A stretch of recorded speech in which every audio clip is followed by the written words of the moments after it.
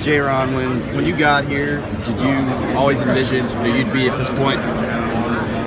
No, it's hard to envision that you would be at a point like this. This being here, is a huge blessing for me, huge blessing for the team. Just shows our hard work.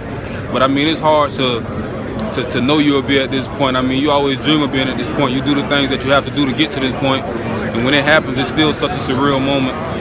When you work so hard for something like this, how special is it to actually be here? It's just a couple days away. Oh, it's very special. It didn't actually hit me until we got off the plane to get here earlier yesterday.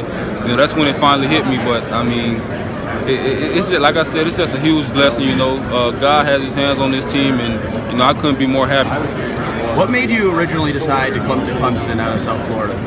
I just felt like this was the best place for me. I felt like this is where I was going to have the best opportunity to do what I dreamed about doing, and I felt like, I was just going to be around some great people, to surround myself with, and just help me better myself as a person and as a football player, and it turned out to do exactly that. Was Sammy Watkins being someone from that area, did that influence you at all? It really didn't influence me much, me and him being friends, it had a little bit of influence on me coming here, but it really didn't, have a huge impact on me making my decision to come here. You just felt like this was the best place for you along compared to anywhere else you could go? Yeah, after talking to everybody, and visiting places, I just felt like I had the best opportunity at Clemson. What are your thoughts, on this game so far? What have you seen in Alabama? What's the toughest thing about their offense? They do a lot of tough things. Their quarterback's playing pretty good now. I think the last 4 games he has 7 touchdowns, no interceptions.